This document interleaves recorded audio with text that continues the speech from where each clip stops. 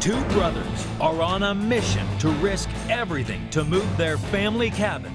Every time I see it, there's no way I won't think about that. Will their precious home and crew survive a slippery schlep across an icy lake? I'm nervous. Over hellish hills? Worst case scenario, we wreck everything. And through blinding blizzards? It's a disaster. This icy roller coaster ride is nothing short of one massive move. They're leaning so Brothers far Sean and Wayne Bodenstab run a busy winter sports resort in Wapati Valley, Saskatchewan. During the holidays, they like to kick back and relax at their family's lakeside cabin in Kippabeskow. This luxury, three-story wood-framed home was built for their parents in 1986. It holds a special place in their hearts. My parents were going to retire at the lake, and unfortunately my dad passed away before that day ever came. Sean and Wayne lost their father in 2010, and this cabin is full of memories. Every time I see it, there's no way I won't think about that. So there's definitely a sentimental attachment. With a busy resort to run, Sean and Wayne don't have time to look after the cabin, let alone enjoy it with all their family. So they make the bold decision to move it to the resort. It sounds crazy to move a 70-ton house, but it's the only way the brothers and their families will ever get to use their cherished family home. This move isn't going to be cheap. It'll set Sean and Wayne back $20,000. Building the new foundations will be another $10,000, bringing the total cost to $30,000. But to them, it's a price worth paying. Yeah, I think my dad would probably sitting down with us right now, and he'd be impressed. Especially as this cabin is heavy, weighing in at 70 tons of solid spruce. Shifting at 50 miles from Kippabeskow, across the Canadian wilderness to the Brothers Ski Resort in Wapati Valley will be a dangerous challenge. And right at the start is one big, treacherous obstacle. To reach the road north, the house must first get around a vast lake. For a job this big, only the province's leading house movers will do, Carrie and Jim Neufeld. It's about 1,100 square feet per floor, and the weight is quite a bit more than a bungalow home. We're looking at about 140,000 pounds, 130,000 pounds for the structure. The route around the lake is blocked by trees. These are protected and cannot be cut down. So the team must haul the house across the lake itself, which right now is like a skating rink. The ice on the lake is frozen 2 feet thick. But that's not deep enough to support the 70-ton house. So the team's first task is to build a 2-mile reinforced ice road across the lake. They'll repeatedly flood a path with water, leaving it to freeze each night. Layer by layer, the ice will thicken up. The ice needs to be well over 4 feet deep to support the hefty house. That's a lot of ice they've got to make. To build this icy highway, the crew call in Gary Kozar, the best ice road builder this side of Saskatchewan. This is fairly late in the year to be looking to make ice roads. Gary drills holes in the ice at 60-foot intervals across the lake. He lowers in pumps to channel the water onto the ice to flood the roadway.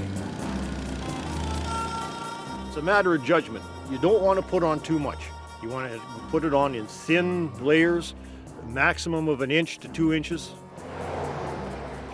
And you keep repeating this day after day after day.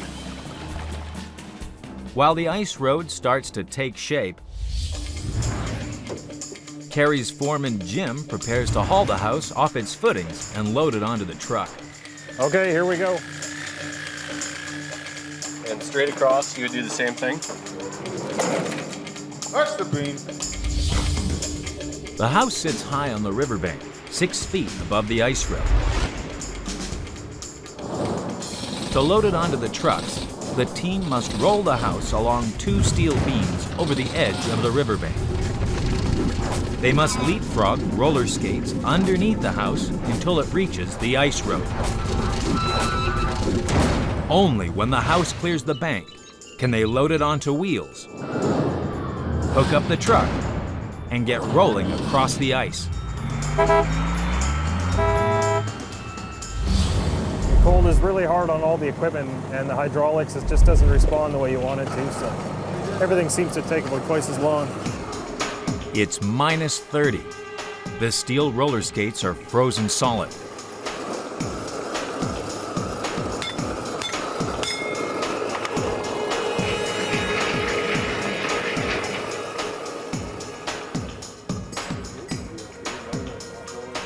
Okay, let's try it.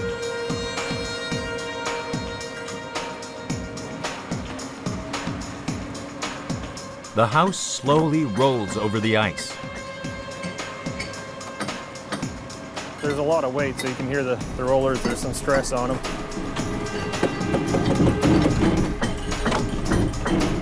Suspended over the lake, one slip now, and it could plunge into the ice. With wheels under the rear and a truck hooked to the front, the cabin's epic journey is set to begin. There's been a few sleepless nights when this thing could derail real quick and this move is done, like it's over. Coming up, can the ice road take the strain of Wayne and Sean's beloved family home? The minor cracking, I'm nervous. Or will it plummet into the icy abyss?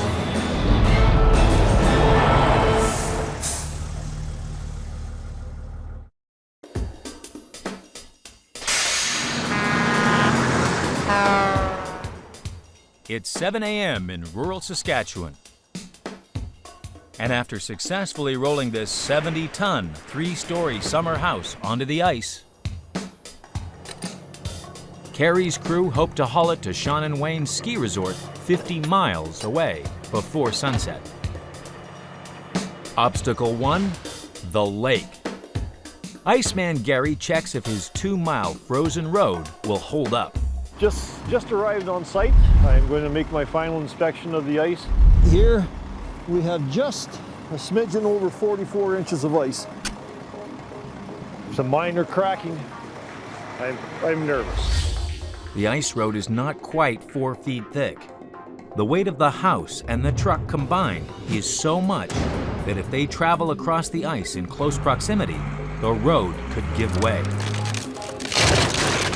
So, to spread out the load, Carrie's crew will separate the truck from the house and connect them with a 100-foot-long steel cable. This way, he'll slowly tow the house across the lake to reduce the strain on the ice road.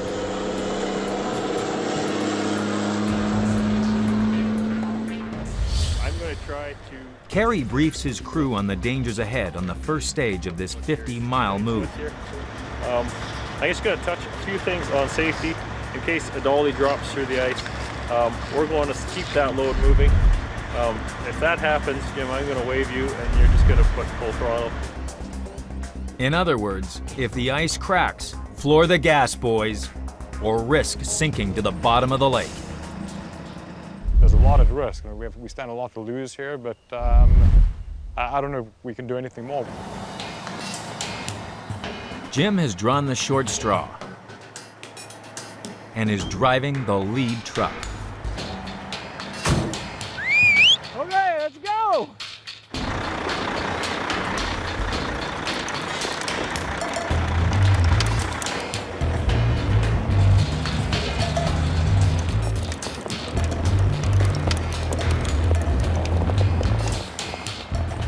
Stay 5 feet on that side of those holes.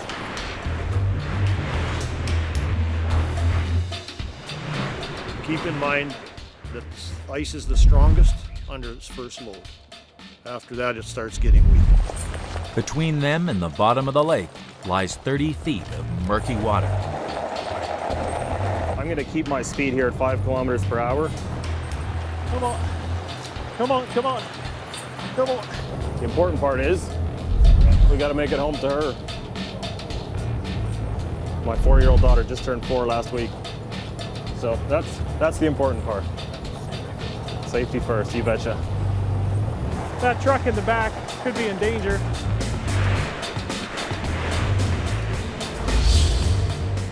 The speed Jim drives across the ice road is critical.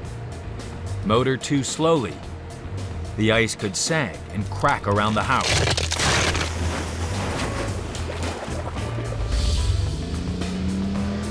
Drive too fast. A wave of water could form underneath the ice, rising up to crack the surface.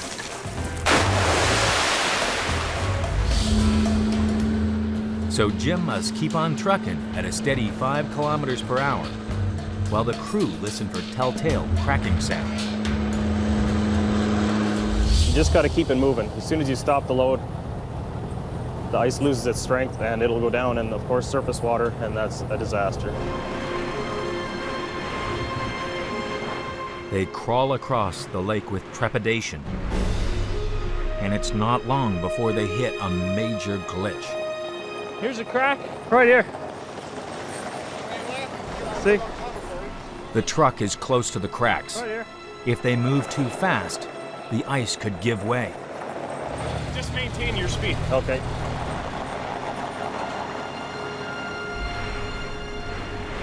About another 40 feet.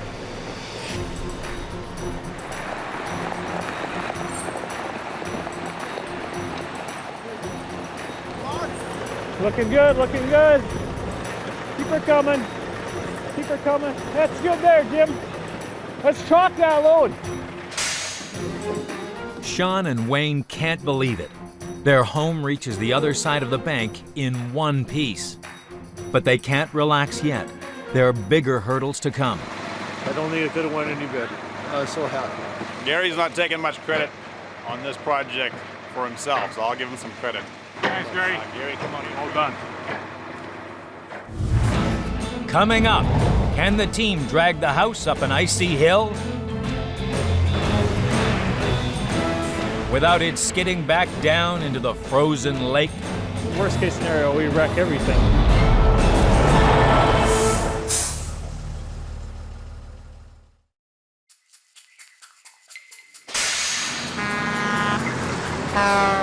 In Saskatchewan, the move crew have hauled Sean and Wayne's tall timber cabin across a frozen lake.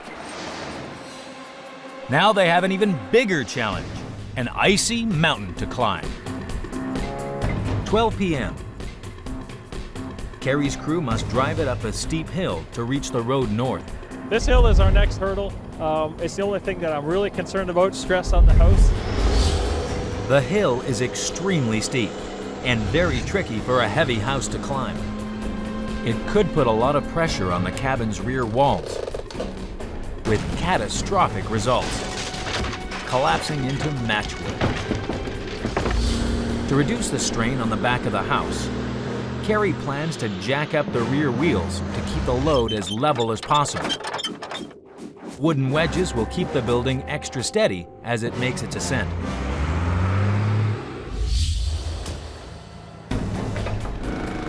Okay, here we go.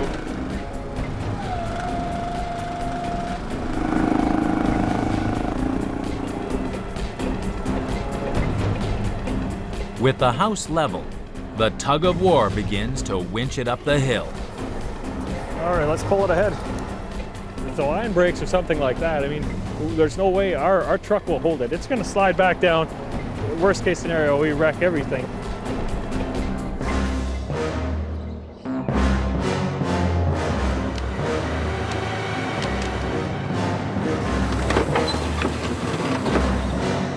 Halfway up the hill, the house starts slipping.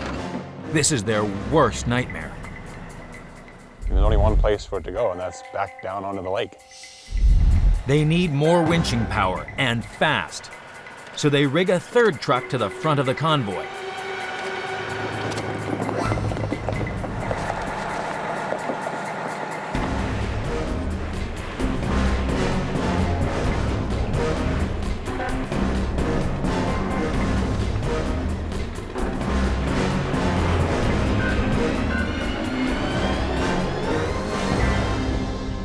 I'm the luckiest guy in the world. I got the best staff possible.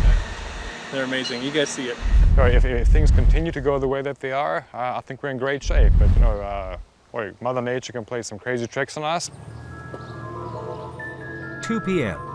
They've made it up the hill, but now have 48 miles of narrow country roads, all before nightfall.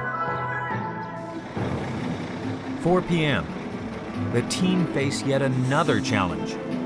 Low-slung power lines. The house may be too tall to squeeze underneath. What we're doing here now is just getting a confirmed height on the building. We think it may be taller than what we had anticipated, so it's a pretty big deal. Well, we have to make sure we have enough clearance between the building and our energized lines. If we're too close, it could flash across onto the building and damage equipment and have an outage. The electricians have bad news for Kerry's crew. We're 11-9. No. Yeah. Okay, I'll phone transmission. The only way to drive down this road is to get the electricians to raise the cables. Every single one. It's stop-start, stop-start, until the mother of all power cables brings this move to yet another halt. It supplies a huge amount of customers. It's part of the main grid, 138,000 volt line that we need to be at least 6 feet away from. If you get closer than, I think, 6 feet, the building has a metal roof, so it'll act like a spark plug and it'll just drive right through the house and be a catastrophe. So, how are we doing? Guys isolating the power line right now. He's ready to roll. They want you to send trucks ahead to control traffic, and you can start going that way. Okay, I'll get in the truck, I'll let them know, and away we go.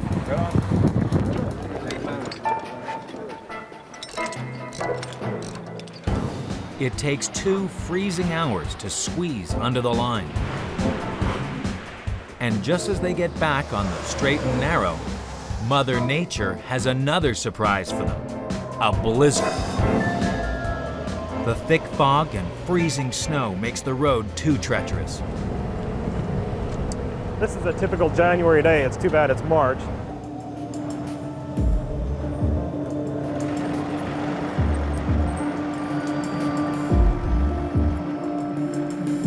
The team are forced to pull over for the night. There's just too much ice. We're not going to jeopardize the house and take it down an icy hill like this, though. Coming up, will the move team fall at the final hurdle?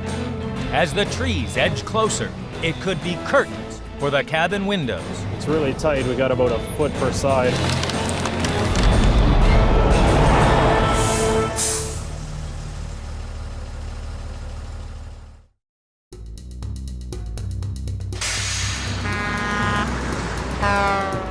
Wayne and Sean's precious cabin has survived a treacherous trek across ice, up hills, and through a blinding blizzard.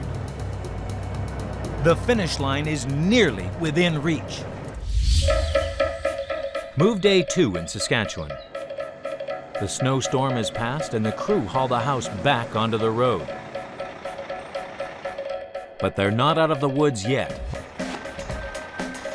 The road down to Sean and Wayne's ski resort is hemmed in with trees. It's really tight. We got about a foot per side.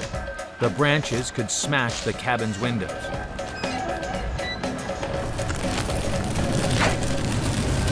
And we got to stop. Some trees in the way we're going to have to remove. There's a few there. Yeah, there's several up there, a bunch up here. So brothers Sean and Wayne race to the rescue. Gotta widen this out, clear all the snow, drop all the trees. Felling trees so close to the house is risky, but this final obstacle isn't gonna hold up their father's cabin. Right behind us is the corner, so we're only 300 yards from our getting out of the woods here.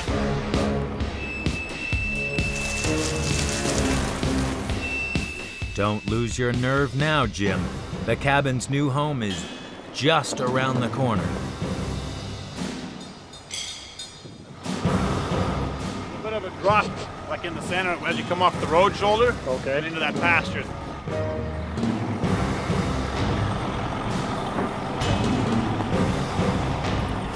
After hours on icy roads, the cabin finally arrives at Sean and Wayne's ski resort. That's it. They did awesome. Helped us out in every challenge. I mean, a lot of trees to cut. Everybody plugged away and we got it done. It was a great team. A great effort. It's a huge relief. I think once the ice road was behind us, that was probably the biggest question mark. No, New Phelps have done a good job. No, first class.